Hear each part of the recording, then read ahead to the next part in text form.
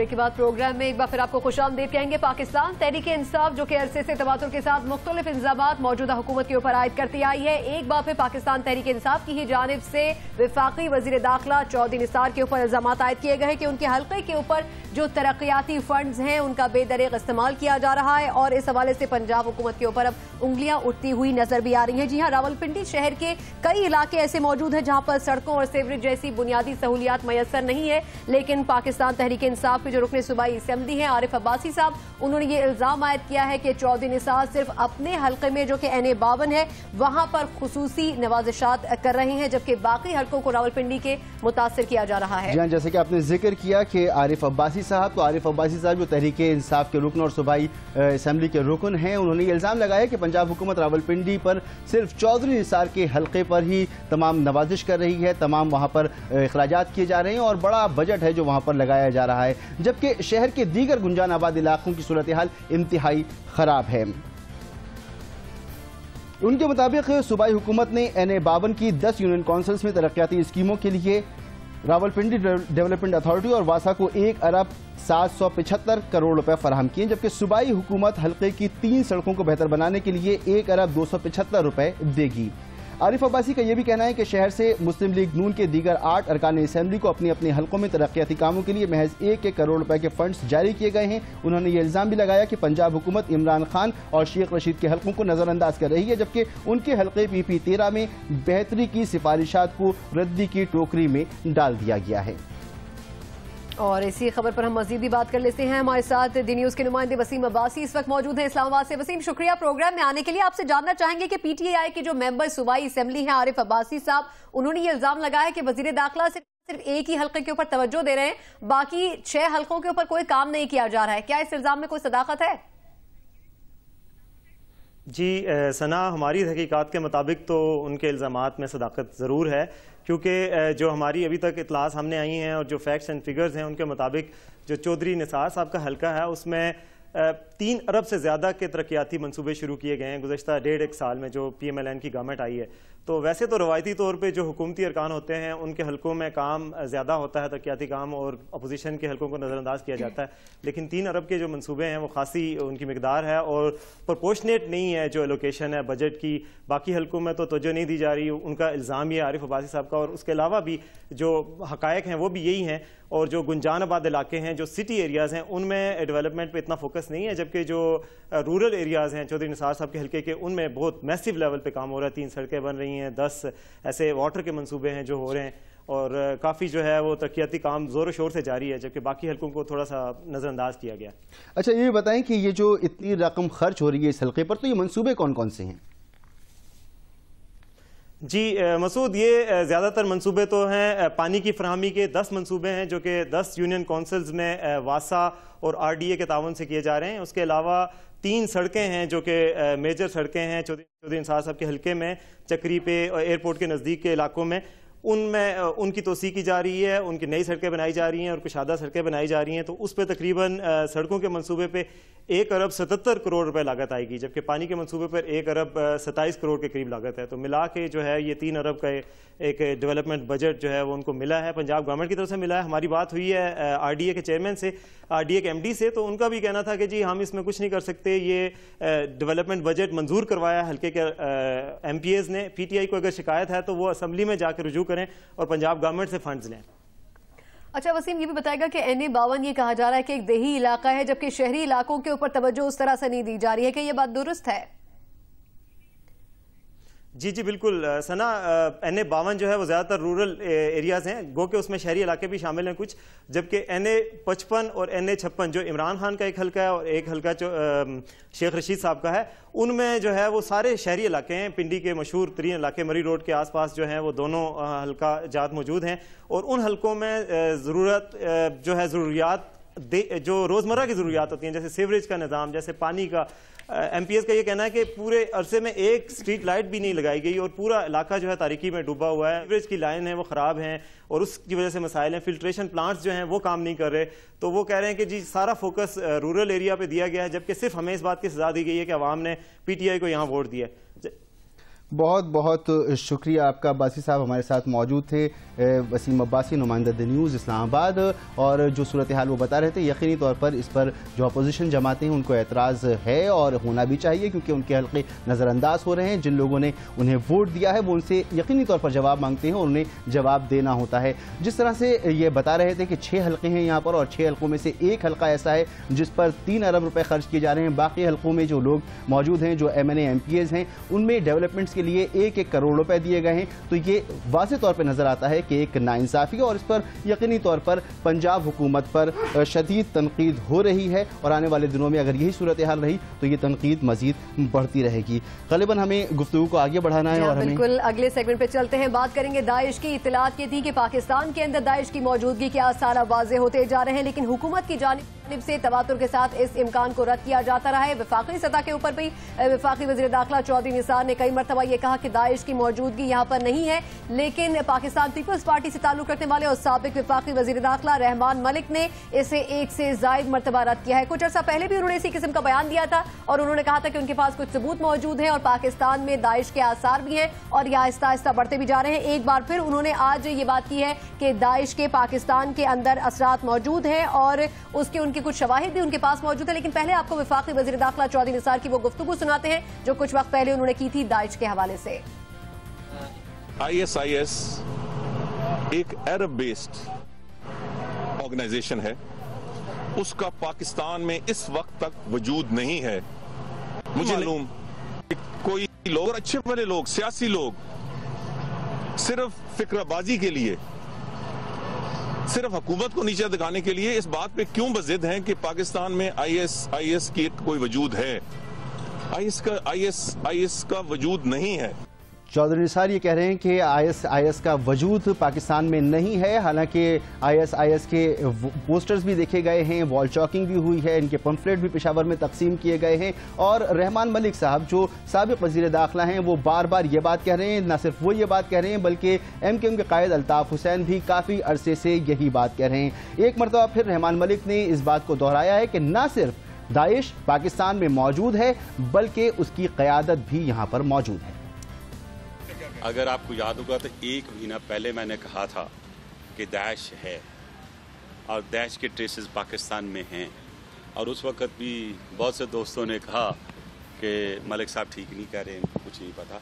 بہرحال میں نے کہا کہ وقت آنے پہ میں بہت سی چیزیں پبلک کروں گا، ہو سکتا اگلے 3-4 روز میں داعش کے متعلق بہت سی چیزیں دوں گا، لیکن میں آج ایک بات بتاتا ہوں، چھوٹا سا ہنٹ دوں گا کہ اریسٹ بھی ہوئی ہیں، اور پاکستان میں جو اس کا سرگنا ہے، میں کہوں گا اس کو لیڈر نہیں کہا، اس کا نام یوسف سلفی ہے۔ ملک میں دہشت گردی کے خلاف آپریشن ضرب ازب بھی جاری ہے، آپریشن خیبر بند بھی جاری ہے، اور یہ جو دہشت گردی کے خلاف جنگ ہے، فیصلہ کن جنگ، یہ پورے ملک میں دہشت گردی کا پیچھا کرے گی۔ اس عزم کا اظہار ہماری مسلح افواج کی جانب سے بھی کیا جاتا رہا ہے۔ گزشتہ روز جو خطاب کیا تھا آرمی چیف نے، اس میں بھی اس بات کا اشارہ دیا تھا کہ اب جو دہشت گرد ہیں وہ آپ کے اور ہماری طرح کے ہی نظر آتے ہیں اور ہمارے درمیان میں رہتے ہیں، لہٰذا یہ گمبھیر مسئلہ ہے اور سوسائٹی سے اس چیز کو نکالنے کے لیے بڑی کوششوں کی ضرورت ہوگی۔ لیکن اس سے پہلے بھی آرمی چیف ایک مرتبہ خطاب کرتے ہوئے یہ کہہ چکے ہیں کہ داعش پاکستان میں موجود نہیں ہے، اور اگر ہوگی تو اگر ایسا کوئی خطرہ ہوگا بھی تو ہم اس سے سختی کے ساتھ نمٹیں گے۔ I can tell the House that the way we are moving, the way this operation is going on, and the way this collaboration with Afghanistan is taking place, and with the help of the international community and especially the US, there will be a sea change in the next few months, and inshallah, God willing, we will be able to address this issue which is lingering on in our region, and the region would have peace and stability back in place. We are working hand in glove with our counterparts in Afghanistan, and I can assure everybody that this is being done with a lot of sincerity and with a lot of commitment, and hopefully soon things will turn, and phenomena like IS, which I feel even shadow of IS should not be allowed and will not be allowed in Pakistan or Afghanistan. General राहील शरीफ की गुफ्तगू आपने सुनी। एक जानिब साबिक वज़ीर दाखिला ही कहते हैं कि दाइश पाकिस्तान में मौजूद है और मौजूदा वज़ीर दाखिला ही कहते हैं कि दाइश पाकिस्तान में मौजूद नहीं है। हकीकत क्या है, बात करेंगे। हमारे साथ सीनियर सहाफ़ी और तजियाकार सलीम साफ़ी साहब मौजूद हैं। साफ़ी साहब, शुक्रिया प्रोग्राम में आने के लिए। आपसे ये जानना चाहेंगे कि आवाम किसकी बात माने, साबिक वफाकी वज़ीर दाखिला की या फिर मौजूदा वज़ीर दाखिला की? मेरे ख्याल में मौजूदा की मान लेनी चाहिए। अच्छा, क्या वजूहात हैं फिर, जब एक तरफ अल्ताफ हुसैन साहब भी कह रहे हैं कि दाइश यहाँ पर मौजूद है, रहमान मलिक साहब भी कह रहे हैं, फिर कभी उनके हमें पम्फलेट नज़र आते हैं, पोस्टर्स नज़र आते हैं, वो अपने किताबचे तकसीम करते हैं, तो और क्या होना चाहिए? किस तरह हम कह सकते हैं कि यहाँ पर कोई वजूद नहीं है? देखिए, ये कहना भी तो दुरुस्त नहीं है कि यहाँ पे कोई वजूद नहीं है, क्योंकि आप देखें कि इस वक्त दुनिया में कहीं पे भी कोई मजहबी तंजीम है, कोई मूवमेंट है, तो उसके फॉलोअर कहीं और हों या ना हो, पाकिस्तान में उनको अपने फॉलोअर ज़रूर मिल जाते हैं। लेकिन जहाँ तक दाइश का मामला है, एक तो अगर आप मजहबी हवालों से देख लें तो यहाँ के जितने भी मिलिटेंट हैं वो TTP से वाबस्ता लोग हों या इवन यहाँ पे अलकायदा से वाबस्ता लोग हों, उन्होंने जो अफ़गान तालिबान के अमीर हैं और अमीरुल-मोमिनीन हैं मुल्ला मोहम्मद उमर, उनकी बैअत कर रखी है। और मजहबी हवालों से जब तक एक अमीरुल-मोमिनीन ज़िंदा हो और किसी ने उसकी बैअत तोड़ी ना हो तो वो किसी दूसरे अमीरुल-मोमिनीन की बैअत नहीं कर सकते। इसीलिए अफ़गान तालिबान और उनके हामी नहीं चाहेंगे कि दाइश जैसी तंजीम को पाकिस्तान में या अफ़गानिस्तान में जड़ें पकड़ने और फल फूलने का मौका मिल जाए। दूसरी बात यह है कि इस वक्त जो उनकी लीडरशिप है वो ज़्यादातर उनका फोकस है मशरिक़ वस्ता पे, और अगर अफ़गान तालिबान या उनके अमीर और उनकी तंजीम चाहें तो यहाँ पे किसी को फ़ायदा भी पहुँचा सकते हैं और नुकसान भी। लेकिन दाइश को अभी ये सलाहियत पाकिस्तान या अफ़गानिस्तान में हासिल नहीं हुई है, इसलिए यहाँ का कोई भी मिलिटेंट मेरे ख्याल में नहीं चाहेगा कि वो अफ़गान तालिबान को नाराज़ करके अपने आप को दाइश के साथ वाबस्ता कर ले। तीसरा, यहाँ पे अलकायदा के ज़ेर असर है इस रीजन के तकरीबन तमाम अस्करियत पसंद, और अलकायदा ने भी दाइश को अपना सरपरस्त नहीं तस्लीम किया है और ना अलकायदा की क़यादत ने अबू बकर अल-बगदादी की बैअत की है।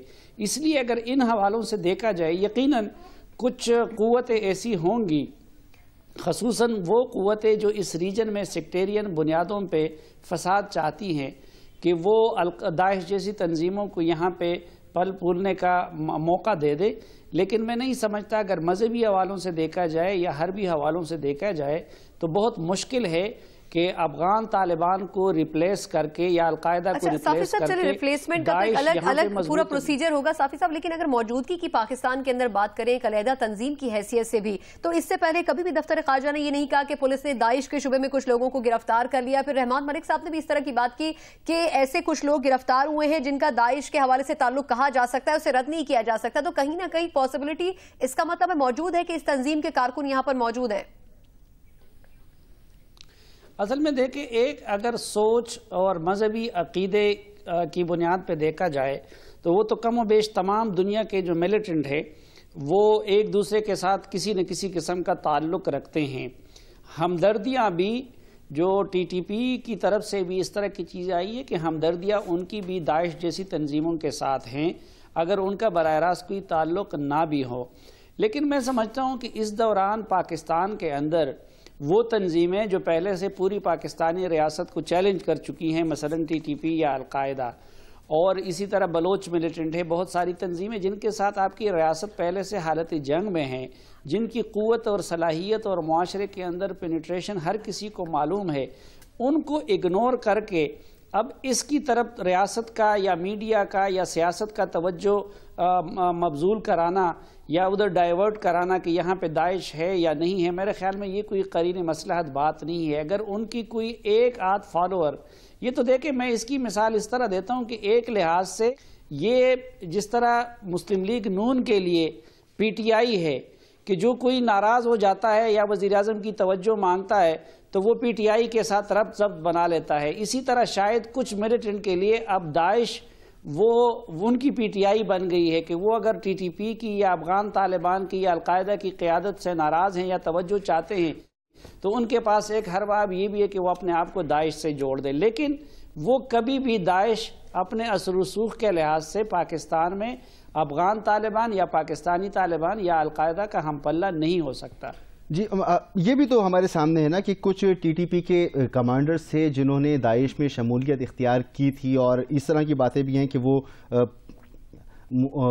ملا عمر جو ہیں ان کو امیر مان رہے ہیں اور ابو بکر بغدادی کو خلیفہ مان رہے ہیں۔ اس پر بھی کچھ کمنٹ کیجیے گا، اور خاص طور پر وزیر اعظم کے حوالے سے بھی میں چاہوں گا کہ آپ کچھ کمنٹ کریں۔ یہ وزیر اعظم لندن کانفرنس میں اس وقت شرکت کر رہے ہیں، اور وہاں پر ہونے والی جو پیش رفت ہے امن کے حوالے سے، اس پر آپ کا تجزیہ کیا ہے؟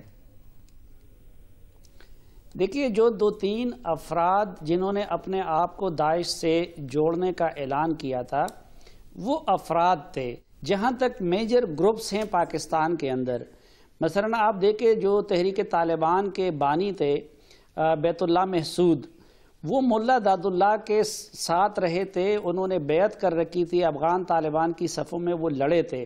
اس سے پہلے نیک محمد تھے، وہ بھی باقاعدہ افغان طالبان کا حصہ رہے تھے، اور طالبان کے دور میں وہ کابل کے مغرب میں کارگل کیمپ کا انچارج رہے تھے۔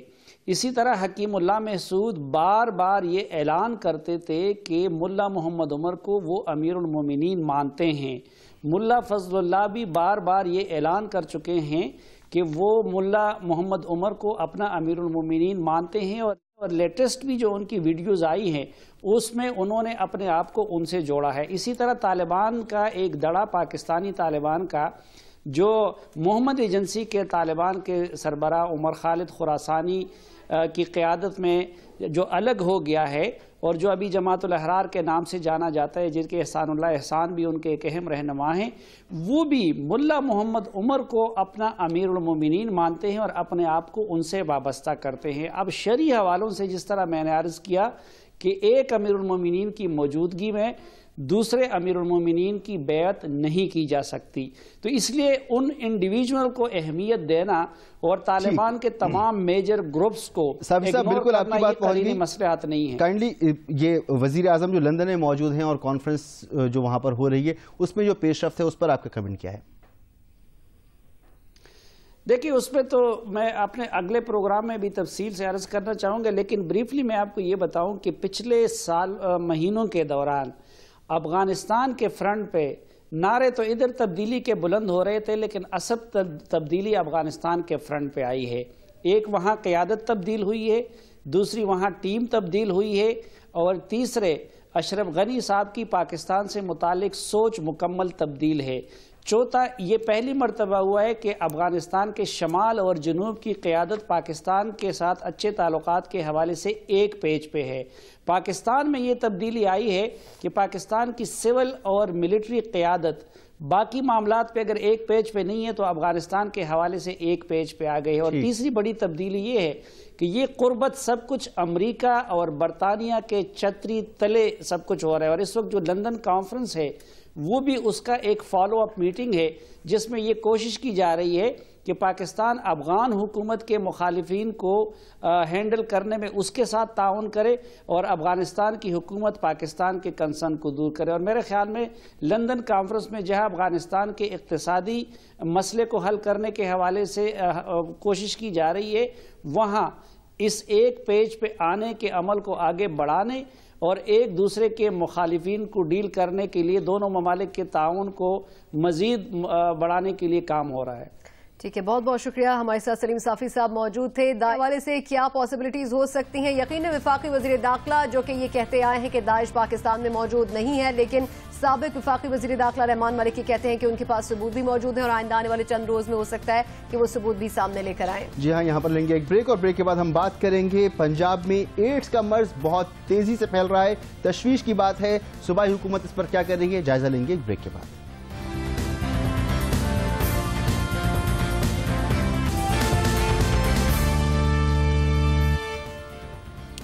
پروگرام میں آپ کو ایک بار پھر خوش آمدید کہتے ہیں. انتہائی تشویش کی بات ہے, پنجاب میں ایڈز کے مریضوں میں اضافہ ہو رہا ہے اور یہ اضافہ بہت زیادہ ہے. جی ہاں, 7100 افراد ایسے ہیں جو ایڈز کا شکار پائے گئے ہیں اور یہ ایک بھیانک انکشاف ہے جو ہمارے سامنے آیا ہے. جان لیوا مرض میں مبتلا افراد میں سے 29 مائیں اور 211 بچے بھی شامل ہیں. اسی کے ساتھ ساتھ پنجاب ایڈز کنٹرول پروگرام کے سینئر افسر یہ کہتے ہیں کہ ایڈز کا شکار خواتین میں سے 140 ایسی مائیں ہیں جو حاملہ خواتین ہیں جن کی تعداد 140 ہے. یہ اعداد و شمار بہت ہی زیادہ خطرناک اعداد و شمار ہیں اور ایک بہت بڑی آبادی ہے, یعنی 7000 سے زیادہ لوگ ہیں جو شکار ہو چکے ہیں ایڈز جیسے موذی مرض کے. لیکن اس پہ حکومت کیا ایکشن لے رہی ہے, یہ سب سے بڑی بات ہے. سوالیہ نشان ہے کہ کیا واقعی حکومت ایسے اقدامات کر رہی ہے کہ ایڈز کی روک تھام کے لیے کچھ کیا جائے, اس تعداد کو کم کیا جا سکے. بات کریں گے ایڈیشنل سیکرٹری صحت پنجاب ڈاکٹر سلمان شاہد ہمارے ساتھ موجود ہیں. ڈاکٹر صاحب بہت شکریہ ہمارے پروگرام میں آنے کے لیے. آپ سے جاننا چاہیں گے کہ پنجاب میں خصوصی طور پر ایڈز کے مریضوں کی تعداد میں اضافہ ہو رہا ہے, تو صوبائی حکومت کچھ اقدامات کر رہی ہے وہاں پر؟ جی شکریہ. پہلے تو میں تاثر دور کرنا چاہوں گا کہ ایڈز کا مرض تیزی سے پھیل رہا ہے, ایسا کہنا بالکل درست نہیں ہے. اس حد تک تو بات ہے کہ مریضوں کی تعداد جن کی ہم تشخیص کر رہے ہیں ان کی تعداد بڑھ رہی ہے, لیکن جو سطح ہے جو ایڈز کے مرض کی یا HIV وائرس کی جو سطح ہے وہ گزشتہ 2005 سے لے کر ابھی تک ایک معیار پر قائم ہے اور وہ 0.1% سے بھی کم ہے. اگر ہم تقابل کریں گو کہ درست نہ ہوگا, جیسے ہیپیٹائٹس B اور C ہے, اس کا بھی بالکل جو پھیلنے کے طریقے یہی ہیں, سیکس سے, ماں سے بچے کو یا خون کے ذریعے. تو اس کا اگر آپ معیار دیکھیں تو 10% تک پبلک تک پہنچ چکا ہے. اس کی تو بات ہی الگ ہے ڈاکٹر صاحب, اس کی تو بات ہی الگ ہے, اس پر تو ہم بات ہی نہیں کر رہے. وہ تو ایک اور بہت بڑا مسئلہ ہے. جتنی تیزی سے ہیپاٹائٹس ملک میں پھیل رہا ہے شاید ہی کوئی مرض ہو جو پھیل رہا ہو, مگر ایڈز کے مریضوں کی اتنی بڑی تعداد کا انکشاف ہونا, اور اس کے لیے اگر ہم یہ جاننا چاہیں کہ آپ کے اقدامات کیا ہیں, روک تھام کیسے کر رہے ہیں, تو کیا جواب ہے؟ جی بالکل, جو تعداد آپ نے بتائی 7100 کے قریب, وہ ہے کہ گزشتہ 1999 سے لے کر اب تک جو ہمارے پاس HIV پازیٹیو لوگ, HIV پازیٹیو ہونے کا مقصد یہ نہیں ہے کہ مریض ایڈز کے مرض میں مبتلا ہو گیا ہے, اور یہ تعداد ہے کہ ہم ہر مریض کو ریکارڈ کر لیتے ہیں اور اس کی فیملی کو ٹیسٹ بھی کرتے ہیں. لیکن جو ہمارے پاس اس وقت تعداد ہے موجودہ وہ تقریباً 4400 ہے, جن کو ہم مکمل تشخیص بھی دے رہے ہیں, علاج بھی کر رہے ہیں. اور جہاں تک حاملہ خواتین کا تعلق ہے, یہ ایک بہت بڑی اچیومنٹ ہے اور ساری دنیا میں UN کی ایجنسیز WHO ہماری تعریف کرتی ہے حکومت پنجاب کی کہ 2010 سے پہلے ہم 2007 سے لے کر 2010 تک 2 ہسپتالوں میں ورلڈ بینک کی فنڈڈ سے ہم 10,000 ٹیسٹ کیے اور ہمیں صرف 3 خواتین حاملہ ایسی ملی جن میں HIV پازیٹیو تھا. لیکن اس کے بعد ہم نے 2010 کے بعد اپنی فنڈنگ سے گورنمنٹ آف پنجاب 2010 سے لے کر 2014 تک اپنی فنڈنگ سے اسٹریٹجی کو چینج کر کر ہم نے 5 اضلاع میں کام شروع کیا, لیڈیل ورکرز کو ٹرین کیا, اور وہ جب گھروں میں جاتی ہیں تو 3 سوالات کرتی ہیں. سلمان صاحب ایک بات آپ سے جاننا چاہیں گے. آپ جیسے کہہ رہے ہیں کہ آپ لوگوں نے پچھلے کچھ عرصوں میں بہت کچھ کیا, خواتین کو گھروں میں بھی بھیجا تاکہ اویئرنیس کی جائے, اس کے باوجود بھی اگر صرف پچھلے 2 ماہ کی بات کریں 310 کیسز سامنے آ چکے ہیں, تو اب کیا حکومت یہ نہیں سمجھتی کہ وہ جو بھی پلاننگ کرتی آ رہی تھی اس کی روک تھام کے لیے وہ شاید کارگر اس طرح سے ثابت نہیں ہو سکی جیسے ایکسپیکٹ کیا جا رہا تھا؟ جی نہیں, یہ بالکل درست نہیں ہے. ہماری تو انٹرنیشنلی بھی اور تمام ممالک میں ہماری تعریف کی جاتی ہے. یہ جو تعداد ہے مریضوں کی WHO UN ایڈز کے اندازے کے تقریباً پنجاب میں 58,000 یا 57,000 لوگ ایسے ہیں جو HIV پازیٹیو ہیں. لیکن اس کا ہرگز مطلب یہ نہیں ہے کہ عام پبلک میں یہ مرض پھیل گیا ہے. مخصوص گروپ ہیں جیسے کہ نشہ کرنے والے حضرات جو سرنج سے نشہ کرتے ہیں, ان کی تعداد تقریباً 63,000 ہے. اس طرح ایسی خواتین جو سیکس کے کاروبار میں ملوث ہیں ان کی تعداد 92,000 ہے. سلمان صاحب مجھے ایک بات بتائیں, اعداد و شمار کی اس گھرک دھندے سے نکل کر, اور ٹھیک ہے آپ کی تعریف ہر جگہ کی جا رہی ہے, اس بات کو چھوڑ کر آپ مجھے یہ بتائیں کہ جب ہیپاٹائٹس کے پھیلنے کا طریقہ وہی ہے جو ایڈز کے پھیلنے کا طریقہ ہے, ہیپاٹائٹس کے جو مریض ہیں ان کی تعداد 10% سے تجاوز کر رہی ہے جو اس کا تناسب ہے. اب ہمارے ہاں معاشرتی رویے بھی ہیں, ایڈز اگر کسی کو ہوتا ہے تو وہ بتاتا بھی نہیں ہے. کیوں آپ اتنے کنفرم, اتنے شیور ہیں کہ جو فیگرز آپ بتا رہے ہیں وہ اطمینان بخش ہیں, اور آپ کہہ رہے ہیں کہ اس پر تعریفیں بھی کی جا رہی ہیں, کوئی پریشانی کی بات نہیں ہے؟ یہ واحد مرض ہے, اس کی نوعیت بھی مختلف ہے, اور یہ واحد مرض ہے سارے پاکستان میں جس کا ہم نے ایگزیکٹ ڈیٹا اکٹھا کیا ہے. ہمارے سرویلنس کے راؤنڈ ہو چکے ہیں 2005 میں, 8 میں, 11 میں, اور ابھی ہم نے اپنے فنڈڈ پیسوں سے ہم نے ایک نیا راؤنڈ کیا ہے.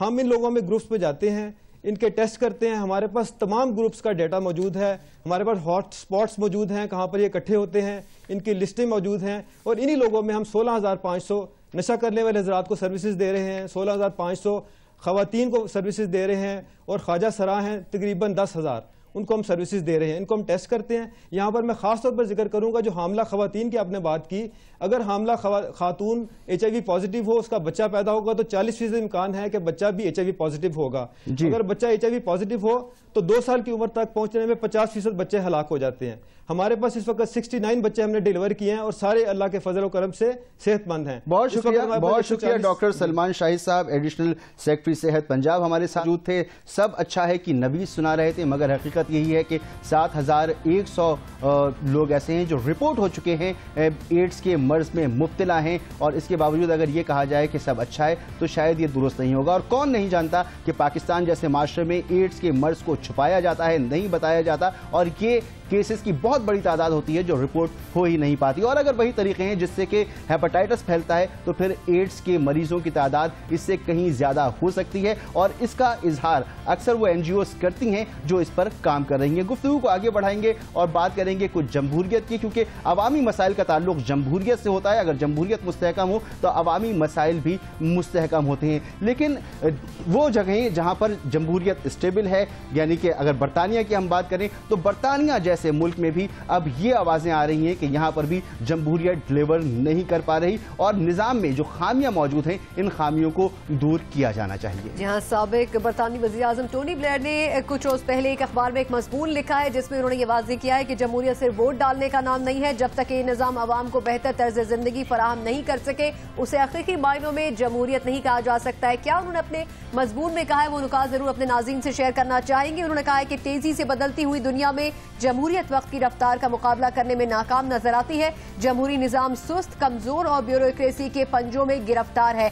और इसके अलावा टोनी ब्लेयर ने एतराफ भी किया है कि बहुत से तरक्की पजीर ममालिक में आमरीत मुख्तसर मुद्दत के लिए ही सही जमहूरियत के मुकाबले में अपने अवाम को ज्यादा फवायद पहुंचाने की पोजीशन में रही है। इसके अलावा जमहूरी इक़्तिदार अपनी जगह दुरुस्त है, लेकिन ये अक्सर औकात अवाम को फायदा पहुंचाने में नाकाम रहता है, और ये एक बहुत बड़ा चैलेंज है जो कि इस निजाम को दरपेश है। जी हाँ, वो ये भी कहते हैं कि अवाम जिंदगी में फौरी तब्दीली चाहते हैं, जबकि जमहूरियत में ये तब्दीलियां सुस्त रवि का शिकार होती हैं। तेजी से बदलती दुनिया में निजाम हुकूमत में भी तब्दीलियां लाने की जरूरत है। अगर पिछले 20 सालों में कई नई कंपनियां पुरानी कंपनियों के मुतबादिल के तौर पर आई हैं, लेकिन हुकूमतों के तौर तरीके में पुरानी रविश बरकरार है। ब्यूरोक्रेसी में स्टेटस को भी अपनी जगह मौजूद है। जमहूरियत अपनी असल रूह के साथ नहीं है। अब लाजिम है कि पार्लियामेंट ज्यादा मौसर अंदाज में अपना किरदार अदा करे। ये एक मजमून जो टोनी ब्लेयर ने लिखा और यह अखबार में शाया हुआ। लगता यह है कि उन्होंने लिखा तो बरतानिया में था, लेकिन तमाम की तमाम बातें पाकिस्तान पर सादिर आती हैं, और वही तमाम मुतालबात वहां पर भी किए जा रहे हैं जो यहां पर किए जा रहे हैं। यानी